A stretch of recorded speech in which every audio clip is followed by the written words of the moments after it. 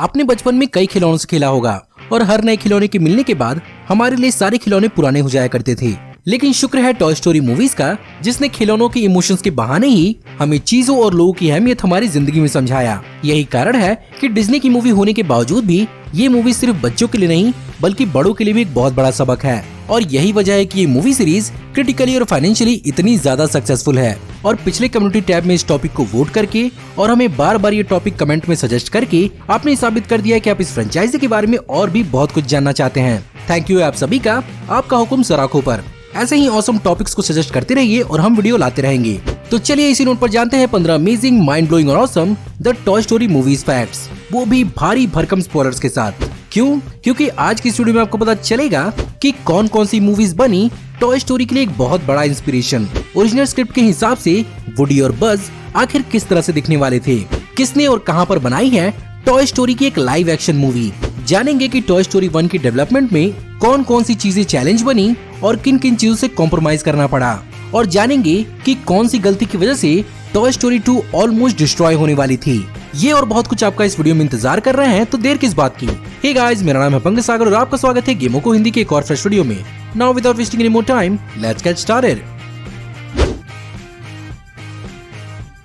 Toy story movie के director John Lester पहले Disney में एक एनिमेटर का ही काम करते थे, लेकिन 1980s के दौरान उन्हें डिज्नी से निकाल दिया गया था क्योंकि वो बेसिकली एक फुल्ली 3D एनिमेटेड मूवी बनाना चाहते थे, जो उस समय डिज्नी के 2D एनिमेशन पॉलिसी के एकदम खिलाफ था। इसीलिए वो अपने सपने को पूरा करने के लिए जॉर्ज लुकस की company industrial light and magic में चले गए और 1980s के दौरान वो फाउंडिंग मेंबर बने पिक्सार कंपनी के, जिसे 1986 में एप्पल के को फाउंडर स्टीव जॉब्स ने खरीद लिया। और 1988 में आकर फाइनली जॉन लेस्टर की एक 3D एनिमेटेड मूवी बनाने का सपना पूरा हो पाया, जहां पर उन्होंने टिन टॉय नाम की एक शॉर्ट फिल्म बनाई। वहीं दूसरी ओर 1993 में टिम बर्टन ने अपनी stop motion movie a nightmare before Christmas को रिलीज किया और यही मूवी डिज्नी के लिए इंस्पिरेशन बनी जॉन लेस्टर की कंपनी पिक्सार को अप्रोच करने के लिए। और यहीं से दुनिया की सबसे पहले full length animated 3D movie toy story के बनने की शुरुआत हुई। जो फन और हार्ट टचिंग स्टोरी हमें टॉय स्टोरी की देखने को मिली, वो हमें देखने को नहीं मिलती अगर चीजें ओरिजिनल स्क्रिप्ट के हिसाब से हुई होती। और यकीन मानिए ये बहुत ही ज्यादा डार्क होने वाली थी।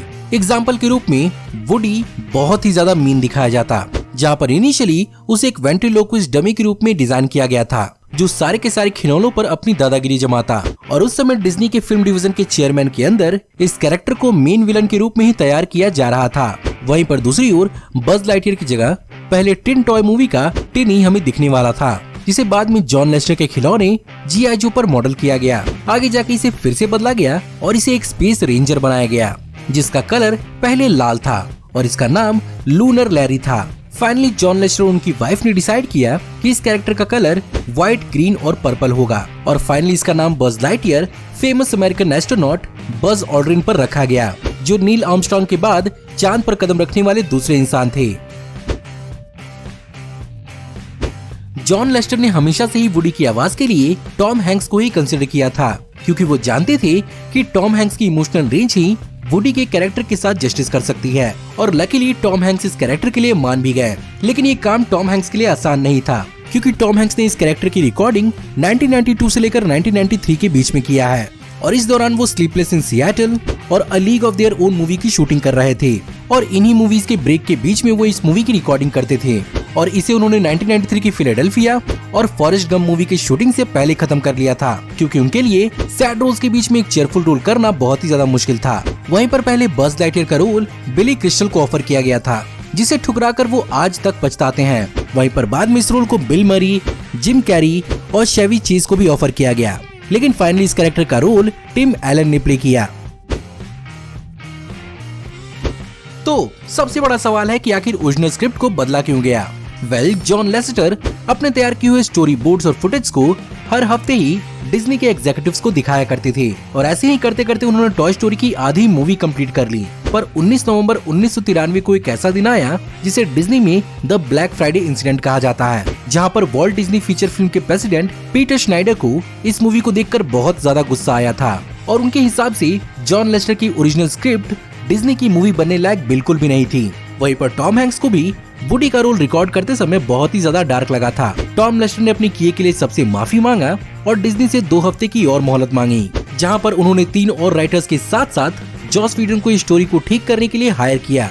वहीं पर दूसरी ओर न ही स्टीव जॉब्स ने अपनी ओर से इस मूवी के लिए पैसे लगाए, बल्कि डिज्नी के साथ एक अच्छा रिलेशनशिप बनाने के लिए पिक्सार की पूरी मदद की और 2 हफ्ते बाद इसकी नई स्क्रिप्ट को तैयार किया गया, जिसके बाद से पूरी की पूरी मूवी को फिर से क्रिएट किया गया और फाइनली 1995 में जाकर ये मूवी तैयार हुई और थिएटर्स में रिलीज हुई।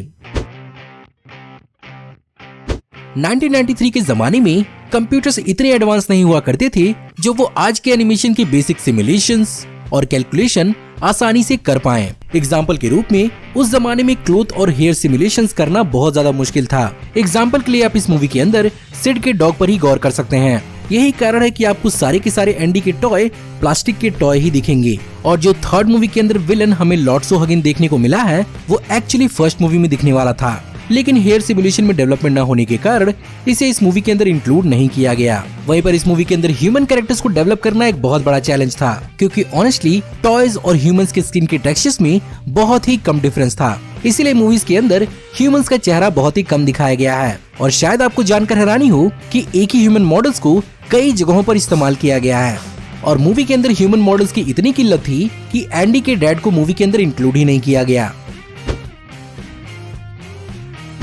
टॉय स्टोरी 2 मूवी को पहले डिज्नी के कई सारे एनिमेटेड मूवीज के सीक्वल की तरह एक डायरेक्ट टू वीडियो सीक्वल की तरह ही रिलीज किया जाना था, जिसके कारण इस मूवी पर बहुत ही कम लोग काम कर रहे थे और उस समय पिक्सार के बहुत सारे एनिमेटर्स 1998 की अ बग्स लाइफ मूवी पर काम कर रहे थे। लेकिन वहीं पर डिज्नी को ये मूवी इतनी ज्यादा प्रॉमिसिंग लगी कि उन्होंने इसे थिएटर रिलीज के लिए अपग्रेड कर दिया, जिसके कारण पिक्सार पर बहुत बड़ा प्रेशर पड़ा और इस मूवी के डायरेक्टर जॉन लेस्टर को इस मूवी के पूरे प्लॉट को हफ्ते भर के अंदर चेंज करना पड़ा। वहीं पर डिज्नी इसके रिलीज डेट को चेंज करने के लिए तैयार नहीं था, जिसके कारण 9 महीने के अंदर पूरी की पूरी मूवी को कंप्लीट किया गया, जहां पर एनिमेटर्स को 24 घंटे से लेकर 48 घंटे तक भी काम करना पड़ा, जो एक पिक्सार मूवी के हिसाब से बहुत ही ज्यादा चैलेंजिंग है। एनिमेटेड मूवीज में एनिमेटर्स के लिए रेफरेंस बहुत बड़ी चीज होती है, इसीलिए जब उन्हें कोई रेफरेंस नहीं मिलता है तो उन्हें अलग अलग और अजीबोगरीब टेक्निक्स अपनाने पड़ते हैं। यही कारण है कि पहली और दूसरी मूवी के अंदर छोटे ग्रीन सोल्जर टॉयज को एनिमेट करने के लिए एनिमेटर्स ने खुद के पैरों को भी बिल्कुल ग्रीन सोल्जर्स की तरह ही लॉक कर दिया था, जहां पर वो वुडन प्लैंक्स के ऊपर अपने जूतों पर कील ठोक कर चल कर देखा करते थे और इसी से उन्हें सोल्जर्स को एनिमेट करने का तरीका पता चल पाया। 1993 की टॉय स्टोरी मूवी के अंदर हमें पहले बारबी डॉल भी दिखने वाली थी, जिसे इंक्लूड करने के लिए जॉस व्हीडन बहुत ही ज्यादा बेचैन थे, लेकिन उस समय मैटेल जो बारबी डॉल्स की ओनर कंपनी है उसने डिज्नी की इस मूवी को बहुत ही ज्यादा अंडर एस्टिमेट किया था, जिसके कारण इस मूवी के अंदर उन्होंने अपने डॉल्स को यूज करने का लाइसेंस नहीं दिया। वहीं पर पहली मूवी की सक्सेस को देखते हुए सेकंड मूवी के अंदर मैटेल अपने डॉल को दिखाने के लिए मान गया। वहीं पर फर्स्ट मूवी के अंदर सिड जब अपने एक्शन फिगर यानी कॉम्बैट कार को उड़ाता है, उसकी जगह पर एक GI जो एक्शन फिगर यूज होने वाला था, लेकिन जब उन्हें पता चला कि उनका प्रोडक्ट इस मूवी के अंदर उड़ने वाला है, GI जो की कंपनी हैस्ब्रो ने इस काम के लिए मना कर दिया। टॉय स्टोरी 2 मूवी के अंदर जिस सीन में वुडी विजी से मिलता है, इस सीन ने बेसिकली एनिमेशन हिस्ट्री में एक बहुत बड़ा रिकॉर्ड सेट किया था, जहां पर इस सीन के अंदर आपको जितनी भी धूल दिखती है वहां पर बेसिकली धूल के एक एक कण को एनिमेट किया गया है और तो और ये दुनिया का सबसे पहला सीन बना जहां पर इतने सारे पार्टिकल्स को एक साथ एनिमेट और रिकॉर्ड किया था। टॉय स्टोरी 2 के साथ एक ऐसा हादसा हुआ था जिसके कारण शायद ये मूवी फ्रेंचाइजी कभी आगे बढ़ ही नहीं पाती।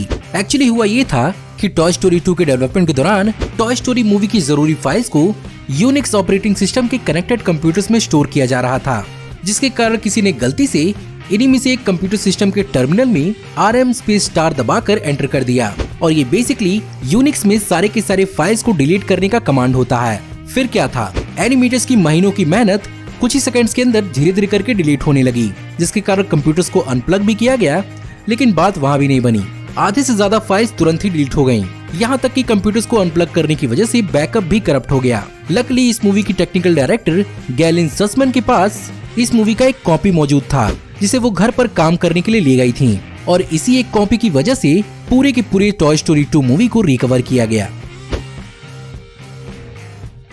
टॉय स्टोरी 3 की कहानी ओरिजिनली बहुत ही ज्यादा डिफरेंट होने वाली थी, जहां पर जब 2004 और 5 के दौरान पिक्सार और डिज्नी अलग होने की कगार पर थे, डिज्नी ने एक सर्कल 7 नाम का एक नया डिवीजन क्रिएट किया, जो बेसिकली पिक्सार की मूवीज के सीक्वल बनाने के लिए ही बनाया गया था। और ओरिजिनल टॉय स्टोरी 3 की स्क्रिप्ट के हिसाब से इसमें हमें बज लाइटयर को डिफेक्टिव होते हुए दिखाया जाता, जिसके कारण बज को रिपेयर करने के लिए ताइवान भेजा जा रहा था। लेकिन टॉयज को यहाँ पर पता चलता है कि बज को यहाँ पर रिपेयर नहीं बल्कि रिप्लेस करने के लिए भेजा जा रहा था। यही कारण है कि मूवी का एडवेंचर बज को बचाने के इर्द गिर्द ही घूमने वाला था। लेकिन बाद में 2006 में फाइनली डिज्नी ने पिक्सार को खरीद लिया और टॉय स्टोरी के ओरिजिनल आइडिया को कैंसिल करके 2.5 साल लगाकर टॉय स्टोरी 3 की एक नई कहानी बनाई गई।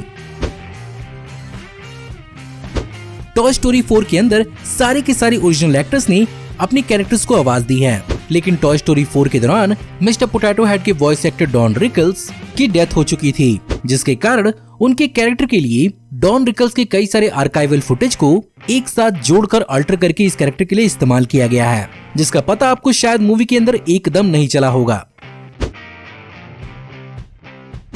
आप में से बहुत सारे लोग इस मूवी के फैन होंगे, पर इस जबरा फैन जितना बड़ा फैन हो पाना बहुत ही ज्यादा मुश्किल है, क्योंकि जेसन पॉले ने अपनी YouTube channel JP and beyond per toy story का एक live action version toy story के खिलौनों से बनाया है, जहां पर उन्होंने इन्हें एनिमेट करने के लिए स्टॉप मोशन और पपटिंग का इस्तेमाल किया है। और मूवी के ओरिजिनल ऑडियो के साथ इस मूवी को बनाने में उन्हें 2 सालों का वक्त लगा। इस मूवी का लिंक मैं आपको डिस्क्रिप्शन में जरूर प्रोवाइड कर दूंगा। इनकी मेहनत को एक बार जाकर जरूर देखिएगा। भले ही ये मूवी टॉयज और उनके इमोशंस के इर्द गिर्द थी, पर इसने बहुत सारे लोगों का दिल छुआ। यही कारण है कि ये मूवी सीरीज दुनिया भर में फाइनेंशियली बहुत ही ज्यादा सक्सेसफुल रही, जहां पर इसने टोटल $520 मिलियन की बजट पर वर्ल्ड वाइड बॉक्स ऑफिस पर तकरीबन $3 बिलियन की कमाई की, जो इसे दुनिया की चौथी सबसे सक्सेसफुल एनिमेटेड फ्रेंचाइजी बनाता है। जहां पर पहली मूवी ने $30 मिलियन की बजट पर $373 मिलियन वर्ल्ड वाइड कमाए थे, और तीसरी और चौथी मूवीज ने $200 मिलियन ईच की बजट पर $1 बिलियन वर्ल्ड वाइड कमाए। और इसी सक्सेस को देखते हुए इस मूवी सीरीज को और भी आगे बढ़ाया गया है, जहां पर इस पर कई सारे शॉर्ट फिल्म्स और टीवी स्पेशल्स को भी रिलीज किया गया है। और तो और पहली मूवी की सक्सेस के बाद इसकी एक स्पिन ऑफ टीवी सीरीज बज लाइटयर ऑफ स्टार कमांड को भी लॉन्च किया गया, जो सन 2000 से लेकर सन 2001 तक 65 एपिसोड के साथ 3 सीजन्स तक चली थी। जहां पर ये मूवी फाइनेंशियली जितनी सक्सेसफुल रही, ये मूवी क्रिटिकली उससे भी कहीं ज्यादा सक्सेसफुल रही। जहां पर 1995 की टॉय स्टोरी को 3 अकेडमी अवार्ड्स के लिए नॉमिनेट किया गया था, जिसमें best original screen play, best original score और बेस्ट ओरिजिनल सॉन्ग्स शामिल है। यहाँ तक कि इसके टेक्निकल अचीवमेंट के लिए इसे ऑस्कर में स्पेशल अचीवमेंट अवार्ड भी दिया गया। और तो और इसने बेस्ट मोशन पिक्चर, म्यूजिकल और कॉमेडी और बेस्ट ओरिजिनल सॉन्ग के लिए 2 गोल्डन ग्लोब अवार्ड जीते। वहीं पर टॉय स्टोरी 2 को इस बार ऑस्कर अवार्ड तो नहीं मिला, पर इसे एक बार फिर से बेस्ट मोशन पिक्चर के लिए गोल्डन ग्लोब अवार्ड दिया गया। वहीं पर टॉय स्टोरी 3 ने ऑस्कर अवार्ड में अपने फिर से झंडे गाड़े, जहां पर इसने बेस्ट एनिमेटेड फीचर और बेस्ट ओरिजिनल स्कोर के लिए 2 अकेडमी अवार्ड जीते। साथ ही साथ ब्यूटी एंड द बीस्ट और अब के बाद ये तीसरी एनिमेटेड मूवी बनी, जिसे ऑस्कर के लिए बेस्ट पिक्चर के लिए भी सेलेक्ट किया गया था। वहीं पर आगे जाकर इसने बेस्ट एनिमेटेड फीचर के लिए गोल्डन ग्लोब अवार्ड भी जीता। और वहीं फाइनली टॉय स्टोरी 4 ने बेस्ट एनिमेटेड फीचर और बेस्ट ओरिजिनल स्कोर का ऑस्कर अवार्ड जीता। और ये फ्रेंचाइजी कितनी ग्रेट है, इस बात का अंदाजा आप इसी बात से लगा सकते हैं कि इसकी पहली मूवी को अमेरिका के नेशनल फिल्म रजिस्ट्री में 2005 में प्रिजर्व किया गया है, और यहाँ पर उन्हीं मूवीज को इंक्लूड किया जाता है जो कल्चरली कहीं न कहीं बहुत ज्यादा इंपॉर्टेंट होती हैं। तो गाइज, ये थे 15 अमेजिंग, माइंड ब्लोइंग और awesome the toy story movie series facts. मुझे पूरी उम्मीद है कि आपको आज की वीडियो पसंद जरूर आई होगी। ये एनिमेटेड सीरीज मेरे दिल के बहुत करीब है, क्योंकि मुझे इससे दोस्ती और अहमियत के बारे में बहुत कुछ जानने को मिला है। मैं उम्मीद करता हूँ कि ये सीरीज आपकी भी बहुत फेवरेट होगी। अगर आपको ये वीडियो पसंद आई हो तो इस वीडियो को जरूर लाइक करिएगा, और मुझे साथ ही साथ कमेंट में बताइएगा कि आपको इस वीडियो में बताए हुए कौन कौन से फैक्ट जानकर बहुत हैरानी हुई। मुझे टॉय स्टोरी के ओरिजिनल डिजाइन, टॉय स्टोरी 3 की ओरिजिनल कहानी और टॉय स्टोरी 2 के डिलीट होने वाले हादसे के बारे में जानकर बहुत हैरानी हुई। इनके अलावा भी इस सीरीज से जुड़े हुए कोई और फैक्ट आपको मालूम है तो कमेंट पे उसे भी जरूर इंक्लूड करिएगा। इसके अलावा अगर आप हमारी आने वाली ऐसे वीडियोस को देखते रहना चाहते हैं तो हमारे चैनल को सब्सक्राइब करिए, बेल वाले आइकन को दबाइए और हमारी वीडियोस को बिना मिस किए एंजॉय करते रहिए। और अगर आप चाहें तो इस वीडियो के लिंक को अपने दोस्तों ग्रुप्स के बीच में जितना हो सके उतना शेयर करें। Thank you for watching, see you in the next video, till then take care, good bye.